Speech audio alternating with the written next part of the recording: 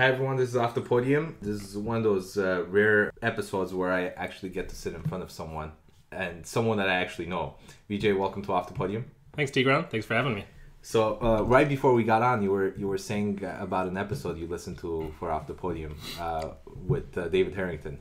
Yeah, I listened to your interview with David recently, and it struck me at the end of the episode, a listener asked him about his favorite food, and I was mentioning to you how when I lived in San Francisco before I moved up here, I lived in the Sunset District, which is the same neighborhood of San Francisco where David lives, and he mentioned on the podcast that he really loves pho, and I can corroborate that because I remember one time I was with a fellow violist going back from the train to my apartment, and we walked down the street about a block away from where my apartment is, which is where my favorite pho place in San Francisco is.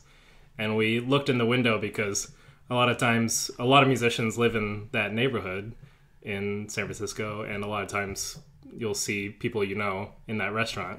And when we were walking by, we saw David Harrington there awesome. Eating pho. I think it was he was with his wife probably. We didn't want to go in and bug him, but we thought it was hilarious that he was there eating in one of our favorite places. Coming from the background, which I know your background a little bit, but tell us a little bit your background, and also, since we're talking about food, your favorite food. Oh, sure.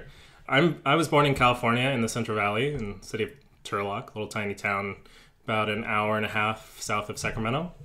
My dad is from Southeast India. My mom is American, Portuguese heritage mostly. I started playing the violin when I was in 6th grade in public school, started playing viola in 9th grade in public school, and viola became the thing that was my life's work and passion.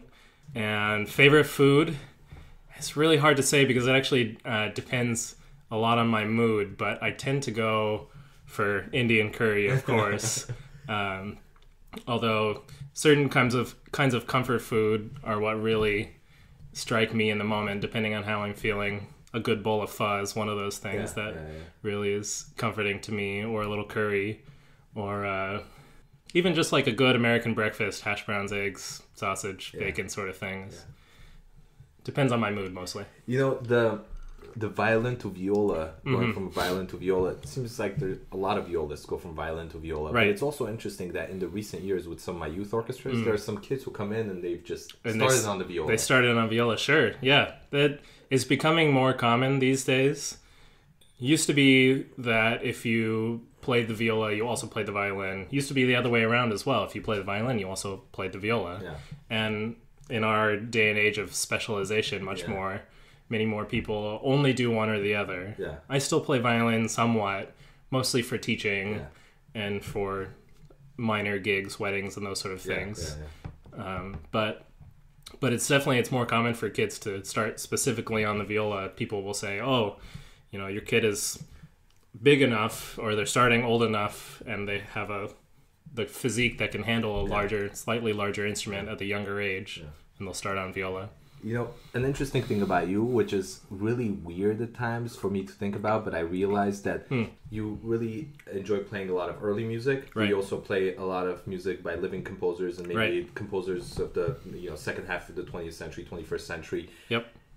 And there are quite a few people who do this kind of a specialization, I guess. Right. Early music. And one would think that early music and the music of the present day, they're just so far off that you know, it just you can't somehow do both. Right. But there are people like you and others who do that. How does that work? How are they similar? Sure, it's becoming a really common thing the last few decades, I think.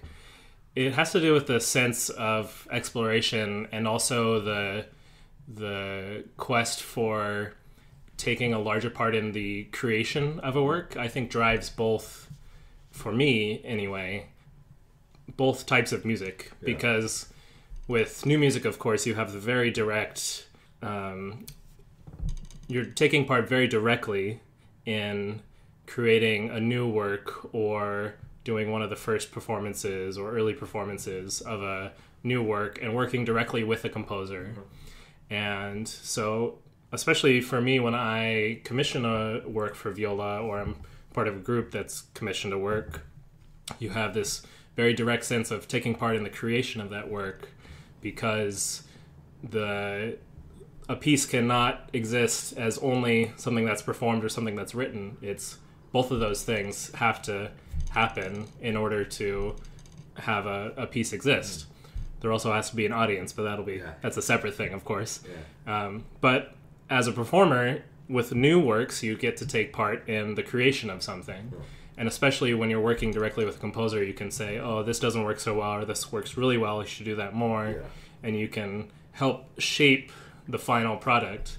And that's one of my favorite things about playing works by contemporary living composers, is taking part in the creative process that you don't necessarily get with music by Beethoven, for instance.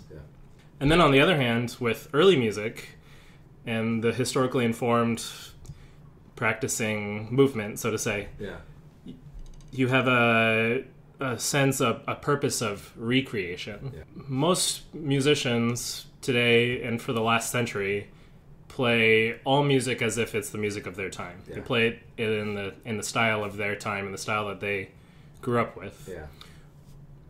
And that's fine. I think that there's very valid, and there are many performers who create that music in that way very beautifully. But I also love recreating what we think maybe the styles of earlier times were, and trying to use the information we have about the past, about earlier centuries, especially before recordings, in order to try to figure out what music would have sounded like in the time of composers like Bach or the time of composers like Mozart. And try to use the clues we have in the writings and in the music itself to recreate these sounds. So to answer your question, creation and recreation, they're both involved in playing early and new musics. I'm amazed at that answer, because I've asked this question many times before and I didn't get such a full answer. It's really well put there. It's something I think about a lot, and I think it's important. It's important to commit to both of those things. It's important to commit to creation as an artist, creativity. A lot of times as performers, we're asked to do precisely what's on the page, and you feel more like a steel worker or a construction worker putting pieces together, but without any of your own personal input, artistic input. But when you are taking part in the creation of a new work, or when you're taking part in the recreation of an old work, you have much more personal artistic input. And you shape it in a way that is unique to your own time and place and your own diverse place in this world, which I think is important. What inspires Vijay to do what you do every day? What inspires me to do what I do? I think it's the chance to share music with other people. I heard a great quote from Martin Luther King the other day, which was something, I can't remember the exact wording, but it was something like, life's most persistent and urgent question is, what are you doing for others? And what I can do for others is my music. In performing, sharing my performances with others, in teaching, helping teach others the traditions that we're so invested in, and helping not just teach the music itself, but teach life and teach morals and values and beauty in the world. I think is very important, and that's what gets me out of bed, that knowing that I can do that, in some small way. You mentioned audiences earlier, and one thing that's sometimes so depressing going to some of these concerts, because there's so many amazingly talented musicians, I mean, everywhere around the world, but also here in Seattle. And I go to these concerts sometimes to see 10 or 15 audience members for this amazingly well put together concert, talented people. Is there something that we're not doing well as musicians, or is there, I mean, why? If there's such talent, why so little response to the talent?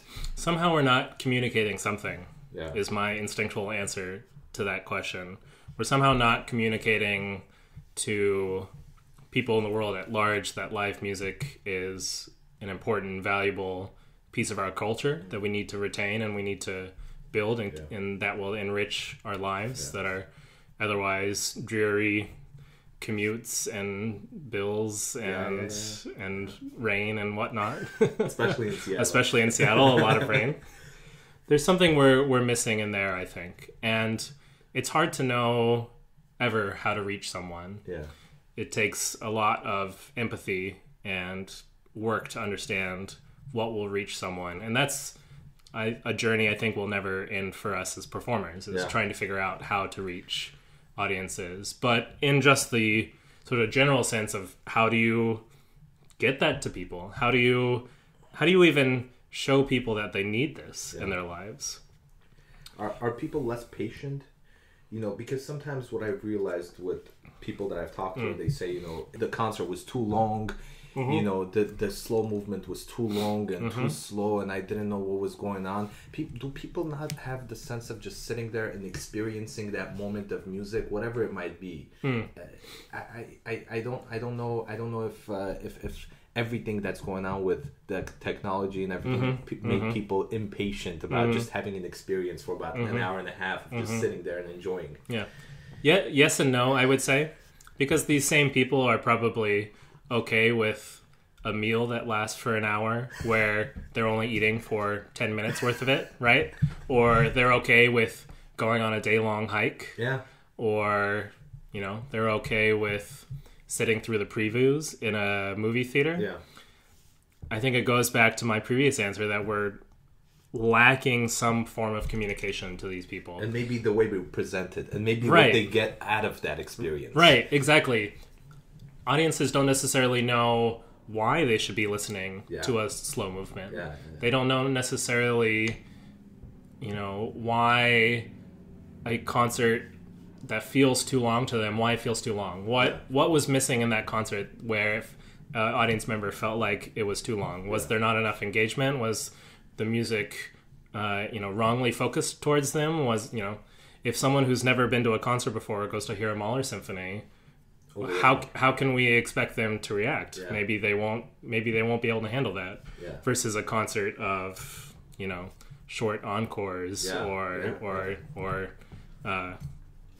we do these pops concerts and musicians like to really poo-poo on pops concerts, so to speak. But there are people for whom that's really important, and I'm always amazed when I hear my friends talk about the crowds and audiences at concerts where, for instance, you play the soundtrack to a Harry Potter movie or Jurassic Park or Star Wars or the Legend of Zelda concerts that are touring around.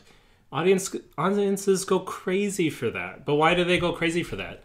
It's because they already have a built-in connection to that on a level that's apart from the music. And of course they're enjoying the music. Of course they're enjoying the music's part of that moment, of that event. Yeah. So how do we get audiences to have that same kind of crazy feeling for a Mahler symphony? I don't know if I know the answer to that, but it lies partially in the expectations, in that audiences, as you said earlier, it's not necessarily that they're too impatient to sit through a whole concert like that, but just that they don't know why they would do it. Yeah. But also we have to bring something to them. Yeah. We can't just place it on the pedestal and wait for the audiences to say, oh, this is so great. We have to bring the pedestal to them. Yeah, well said. One thing that we've talked about many times before, and one thing that I just recently saw, either it was a Facebook post that you did or an Instagram or one of those social media. Sure. And you talked about festivals and masterclasses, and you were frustrated with the fees. At the costs. The costs of attending some of these masterclasses, because not only do you have to pay a couple $1,000 to just reserve your spot at the festival after you've applied and paid for the application fee, went through the audition process of getting in, but applying and paying that fee, also finding some resources where you could stay at that festival and pay for the hotel or whatever you're staying, and also the food and all these other things that you have to do throughout that couple of weeks that you're going to be there. Well, my question is, how do we approach this? Let me get straight to the issue at the heart of this. Classical music has a diversity problem. You and I have talked about this many times before, and off record, and now it's on record. Off record, and now it's on record, on the podium, off the podium, on and off the podium. For anyone listening who doesn't know, these are two brown guys in classical music talking about this. Somehow we made it here, but how did that happen? No, so this is a constant problem all over the place. Not just with festivals and masterclasses, but with auditions. With I know so many people who are trying to get that coveted orchestra spot who just spend thousands and thousands of dollars flying to this audition and that audition and never winning anything. Or even students who will fly to different auditions at schools. And classical music has a diversity problem, and it's partially because, as you and I have talked about many times, the financial obstructions to entering our field. And I'm talking specifically about classical music musicians trying to take part in this field. It's just hard. It's just, there are so many financial obstacles and there's so little support. Festivals like what I was talking to you about, where you have to spend $1,500-$2,000 to go there for 3 weeks. If you're a mid-20s college student or just postgraduate who is struggling to pay rent every month, how do you afford to go do that?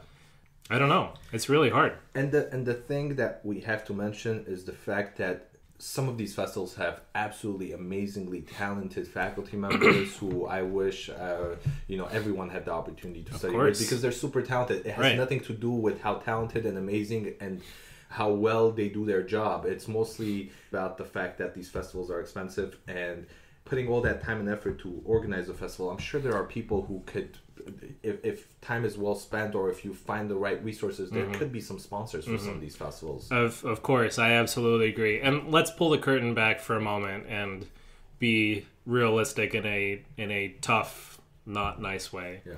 Places like Tanglewood, Aspen, conducting festivals, I'm sure there's many of them where this is the case.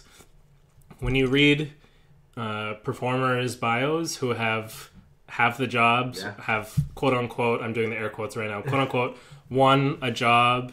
Most of these people, 70 to 80% of these people are the types who have gone to these kinds of festivals in the upper echelons. Many of which, now I mentioned festivals that do have full fellowships or scholarships, but many others of which cost many thousands of dollars. So over the years, they've accumulated this much quote unquote money's worth of attendance in these places, and these are the requirements. You can't, it feels like anyway, that you can't make it to a certain highest upper echelon, the sort of 1% of classical music, without having done these things. And if you are someone who doesn't have the X number of dollars to do these 1% requirements, you won't get there. Now, of course, just like with any field and just like the world in general, there are many hundreds of thousands of musicians who aren't doing these things, aren't making careers in music anyway. But classical music sure has the feeling like you have to do the Harvard investment banking route in order to get your spot in the Senate sort of thing. It has that feeling a lot of the time. The crazy thing is that, as you said, the people who attend these festivals end up making the connections with those teachers and faculty. Of course. Not just putting the fancy festival on your resume, but also making the connections with the faculty and staff and people who these maybe managements that go and watch these festivals. So they make those connections, which they turn into opportunities and performance opportunities, and they make their career. And the people who don't go to these festivals, not only do they not put that on their resume, but they miss out on all these connections. On those connections. And so much of the classical music world is not about how you play, it's about your connections. It's really tough. Going on the lighter note, favorite musical moment. We'll come back to the tough questions. Sure. Favorite musical moment. Favorite musical moment. Oh boy, it's a tough one because I really try as a performer to live in the moment that's coming next. And of course there are many favorite little things that I remember that I'm proud of, but you try to make sure that you're always reaching for the next great moment. I will share one really extraordinary moment that comes to mind because it just felt so powerful to have reached so many people. When I lived in Sacramento, I did my undergraduate degree in Sacramento. I played in this orchestra, which was partially a training orchestra. It was partially a mixture of sort of younger undergraduates and recent college graduates, along with professional musicians who lived in the area. And it also had the goal of outreach, where we did concerts for local schools in the area and that sort of thing. It was also connected with the Carnegie Hall Link Up program. Okay. So I remember one concert we did towards the end of my time there where it was like the end of the year concert where the kids had been working on the Link Up curriculum for the last 6-8 months, whatever, in their schools, and this was them all coming together for sort of the final performance and activity of the coursework. So the concert was held in this mega church outside of Sacramento. It was one of those where I think it was like a 3,000 person auditorium, 3,000 seat auditorium. So, and we're on stage and we're just watching the auditorium completely fill up with kids from around the area, from the region. And all of these kids had taken part in some kind of music classes, which is amazing to think about. It's so incredible to think about so many kids in your region having their lives positively affected by music. But not only that, we had the performance where the orchestra played some things on our own, things like Jupiter from the Pulse of the Planets, and favorite things like that, and things that fit into the curriculum that the kids learned about. So the kids, for instance, learned about ostinato in the case of Jupiter, which is great. But then there were also pieces that we played that were specifically part of the Link Up curriculum, where the kids in the audiences played along with us. And something like 1,500 or 2,000 of these kids were there for this concert. I think it was around 2,000 kids. And probably about half of those had recorders, which anyone who's heard a class of 10, 20, 30 kids playing recorder knows that it's just pure cacophony. It's wild. But you know what? The people love to use the phrase I borrow a phrase from myself. People love to poo-poo on kids playing recorder, but it is a chance for kids to do music, and it's quite easy compared to, say, playing the violin. Of course, yeah. And also cheaper. And also affordable, exactly, because these recorders are very affordable. Yeah. So, probably 1,000 kids playing recorder, and maybe 100 kids playing string instruments, and the rest singing. And this whole auditorium of students, of elementary age students, along with their teachers, and I think some parents came as well.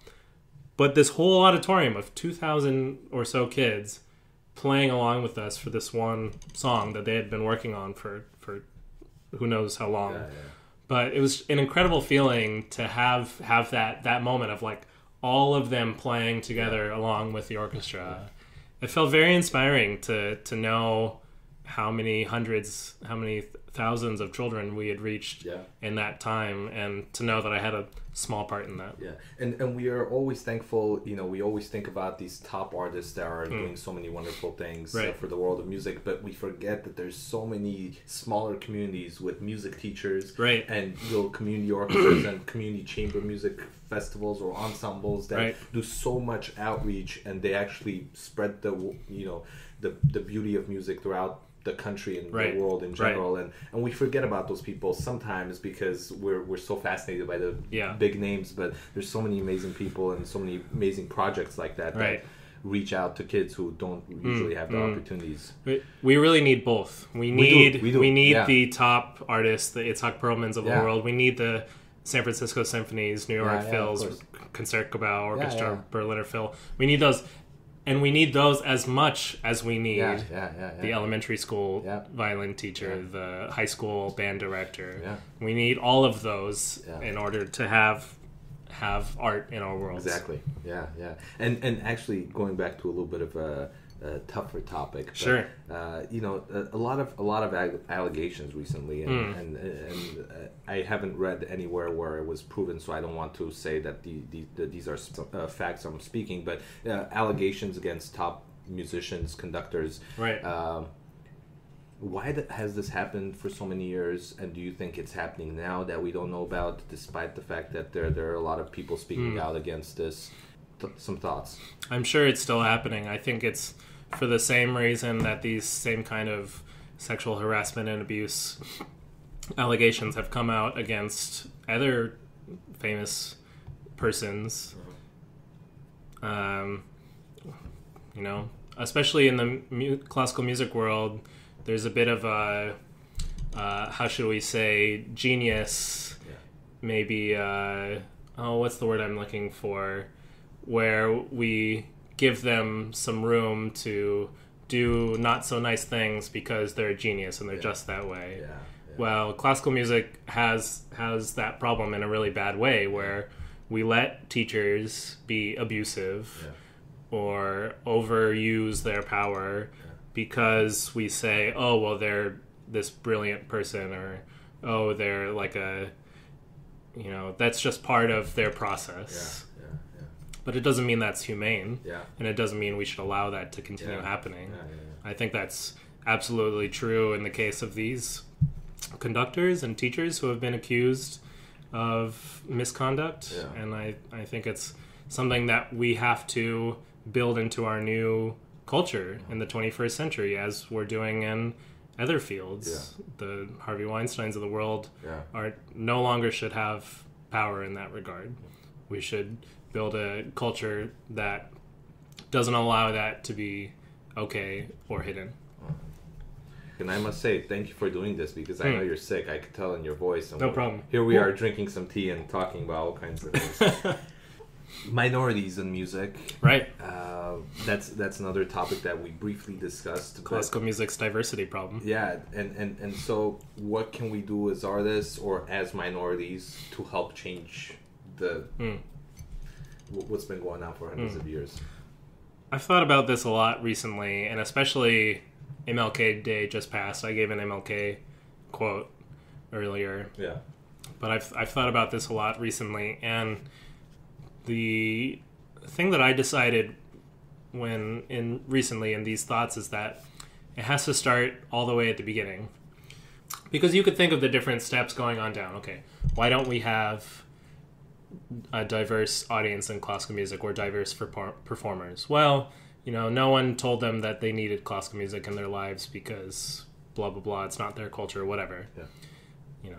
Okay, so how do we get to that? It comes down, once you start breaking down all the different levels, it comes down to education and connection, like we were talking about earlier. And where, also in terms of the conversation of the affordability of classical music, where are the people who are connecting the classical music? Where are they getting that? Well, in the earliest levels, they're getting it at home because their parents are teaching them the value of classical music, and they're getting it in school because they're having music lessons, or they're having classes where they talk about music. And those are the places that I think we need to focus our attention to the most. So it's education is what I've decided, and it makes me want to further my commitment to teaching, not just at the university level, not just at the high school level, but earlier as well, middle school and elementary school. Get them early, and like you say, get them reach people as early as possible, and to help build up the value system that we want to see in our culture. I think music education is so important. So many performers say, "Oh, I don't like to teach," or "Oh, I don't like to deal with kids." Or I'll teach after I try to make it in get an as a performer. It doesn't happen, and then I'll of teach. Course, and then you never end up, or I only teach because I need to make money. No, that's shouldn't be the way it is for us. I think, my opinion, is that we should view teaching as the utmost of importance in our lives, just as important as performing, if not more, because we have more opportunities to reach people, to connect with people when we teach than we do necessarily with our performing, especially if we're not playing in one of these giant orchestras that play concerts every week. Yeah, and it's speaking of giant orchestras, just how tough is it to make it playing in one of these orchestras? Not make it as a musician, but make it as a member of a major symphony. Right. I can only speak from secondhand experience because I haven't done it myself yet. But from what I understand, first of all, the audition process is gnarly. And I've taken a handful of auditions, and they've gone fine, and they've gone not fine, but I've never won a job.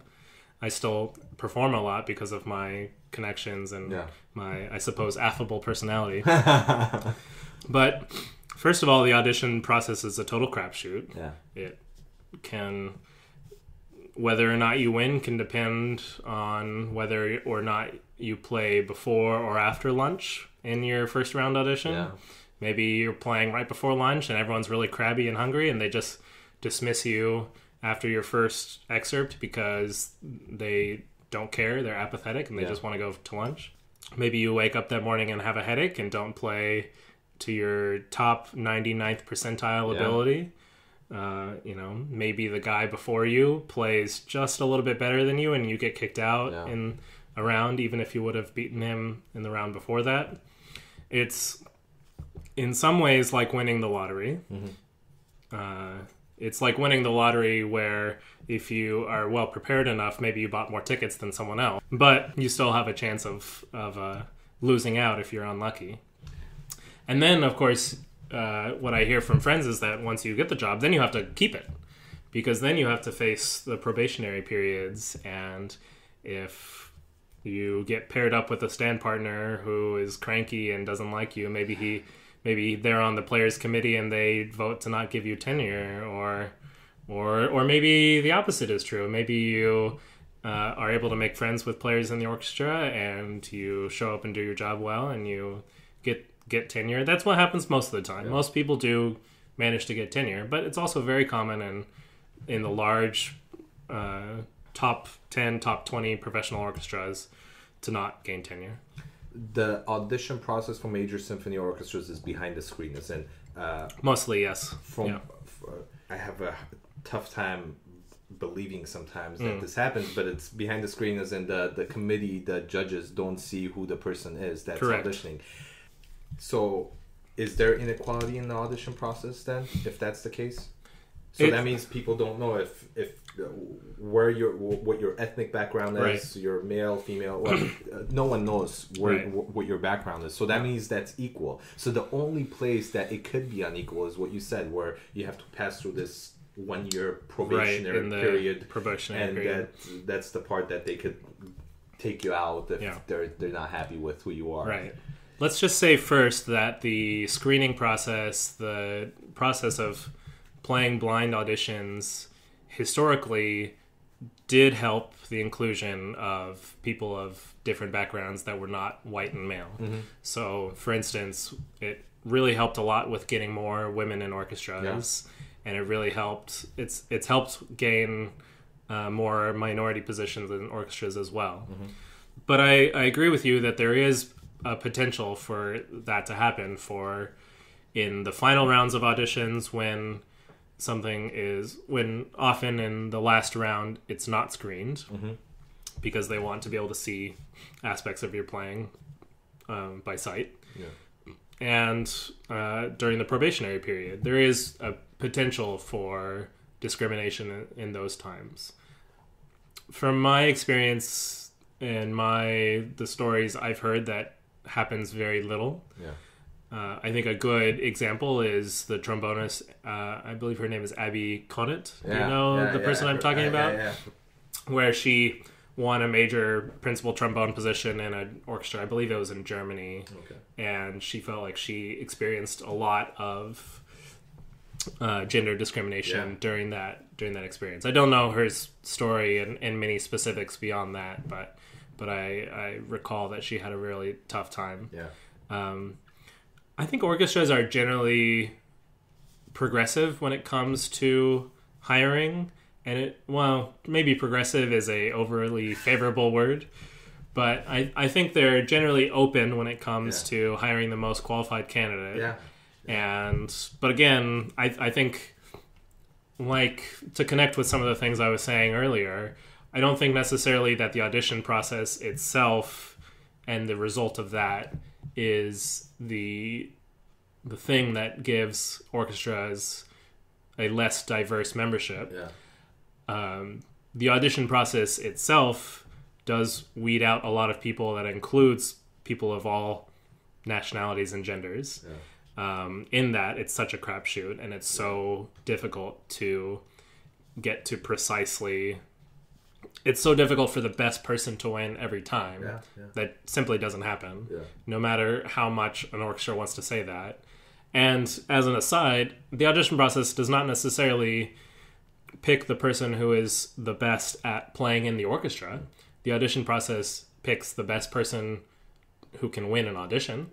But the person who can win, who is able to win an audition, is not necessarily the person who can play well in an ensemble. And that's part of why the probationary period exists, is to weed out those people.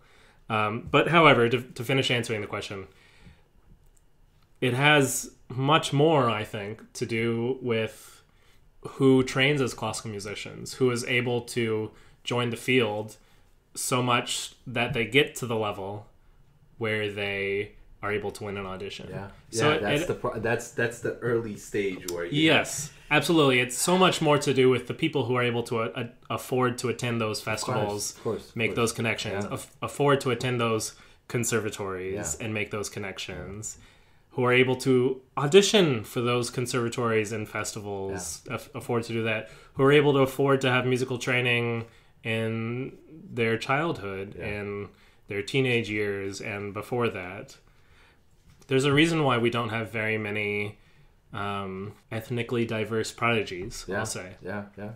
Exactly. Because those values aren't being taught to those people, and because those people aren't being given the same opportunities. I think there are very few people of color in major orchestras. Right, absolutely. I mean, when it comes, I was looking at New York Phil, Chicago Symphony, and LA Phil, and I actually took some numbers down. For example, LA Phil, I only took down the men to women ratios. Sure.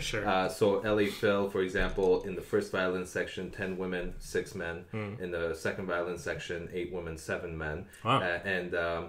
And Chicago Symphony, this is a combined for first and seconds, 22 women and 10 men. Wow. In the New York Philharmonic, 23 women and 7 men. I'm actually really impressed by those numbers of gender diversity. I think violin has been taught to women for much longer than other instruments. For instance, the brass. I mean, I'm sure the numbers for the brass are like 30-3 or something. If that. Yeah, exactly. It's so the violin viola section, it's a lot closer, and even cello, but as soon as you hit bass and then brass, brass, there's a whole nother conversation to be had about outdated gender roles with learning instruments. I mean that goes back a long time to the 19th to the 18th century about what instruments were considered allowable for women to, which is ridiculous, of course. So that's a whole nother thing, but it's nice to hear that those violin sections are so and the violas are pretty gender close diverse. too. Violas are pretty close too. So and even the cellos. Programming. Are you happy with what you see in the world of chamber music? Maybe some of the big ensembles or some of the major symphonies. What you see with the programming? That's absolutely the most leading question you've asked me this whole time. Because of course the answer is no. No, of course not. Am I happy when I see a concert that is all music program written in the same 50-year span of the 19th century? No.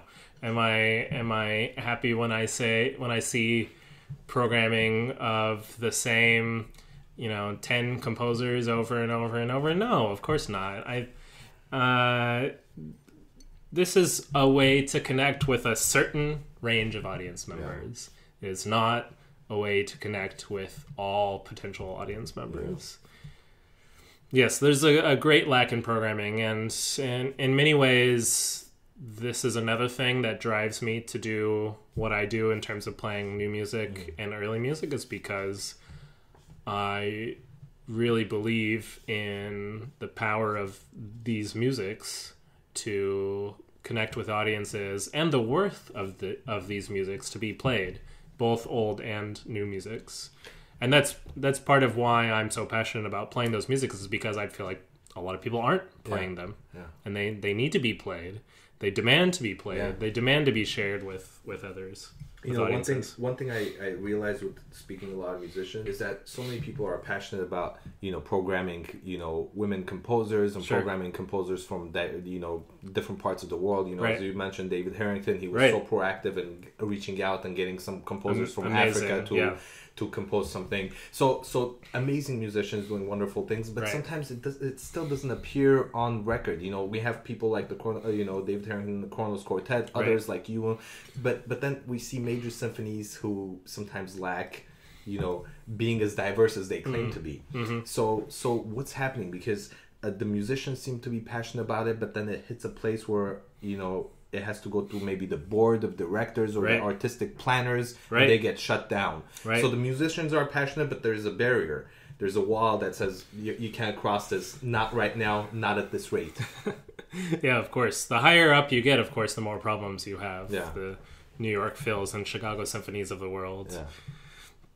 They have a bottom line to meet, quote unquote non-profit organization, but they still have a bottom line to meet because of the cost of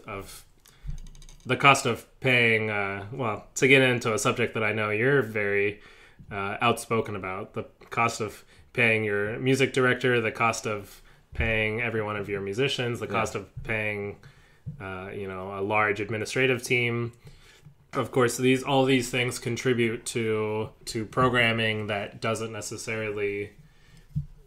get very adventurous. Of course, the thought that just came to mind is I couldn't finish that sentence. The reason why I couldn't finish this sentence is because I was thinking about this. It's funny that ticket sales make up so little of an orchestra's budget, especially when it's a top 20, top 10 orchestra. And yet people always say, oh, well, we have to program your Beethoven and your Mozart and your whatever, because if we don't, then people won't come to the concerts and we'll lose ticket sales, But 70% of your budget is donations anyway. Or from the endowment or whatever. How do you justify that? I don't know. I don't think you can justify that. I find it very silly that organizations, first of all, claim that if you program music by minority composers or women composers or 21st century composers, that they'll lose membership. Oh, you have to include a Rachmaninoff concerto in order to sell tickets to this program. Some organizations are better than others about this. I remember it was either 1 or 2 years ago going to see the Seattle Symphony, and they were doing Berlioz Symphonia, which is an extraordinary piece of music. And there was some romantic concerto on the first half that everyone was there. I think it was like Tchaikovsky piano concerto or something. Sorry for everyone who loves that piece, but something boring like that. Come on. something normal, maybe I should say. Something from The Usual Suspects. It's a nice piece sometimes. I wish that first theme would come back more often, but he only uses it in that first moment. Anyway. And people came for that piece, and the people who did stay for the second half to hear the Berlioz Symphonia, people just left in droves. It was I felt so ashamed in a way that people weren't willing to just sit and listen and try to understand something that obviously they didn't like. But why not at least try to take a moment to understand it and figure out why a lot of people decided that this was something worthy of programming. It was in a way heroic of the Seattle Symphony to put that piece on the second half. Not that there was any other logical way of programming a concert like that, but it's very common, as I'm sure you've seen and many listeners have seen, to put the really controversial piece on the first half, the new commission premiere, or whatever, Berg, Webern. They have to sit through it. Yeah, exactly. Of course, orchestras think that Berg and Webern are still highly, advanced and exotic, which is hilarious, but unrelated. Well, slightly related. And then you have the Beethoven Symphony on the second half, which everyone will stay to hear. Yeah. Especially if it's the fifth. Especially if it's the fifth, or any Beethoven Symphony, even the first symphony. You put it on the second half, people will stay. So it was heroic in a way of the Seattle Symphony to put the Barrios Symphonia on the second half and leave it as the piece de resistance of the program, knowing that what happened was likely to happen, that people would walk out during the concert.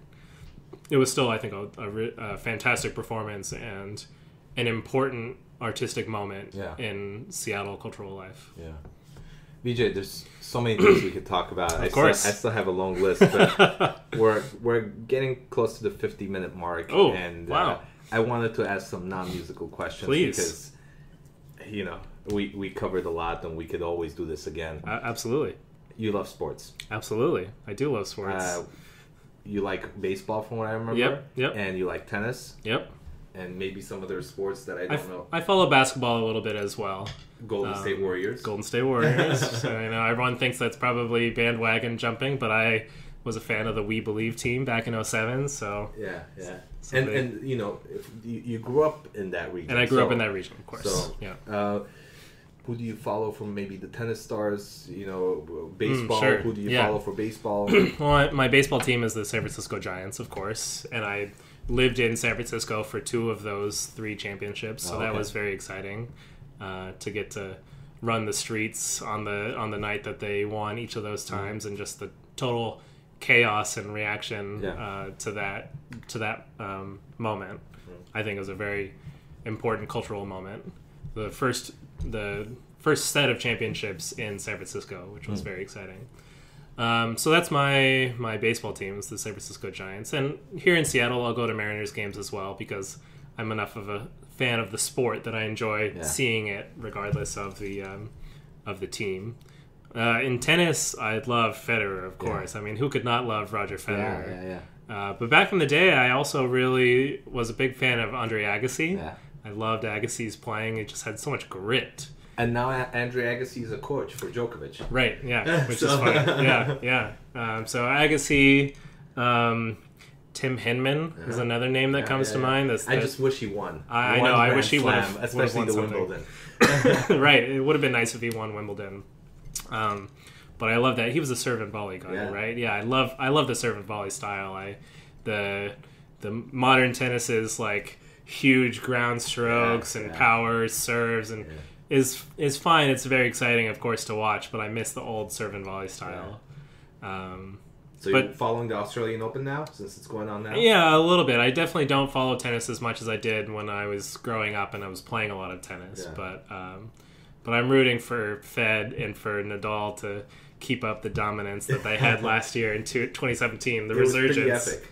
It was pretty epic. I was not expecting to see that, but both of them are doing well, and hopefully we'll see some good finals. Right? Yeah, definitely.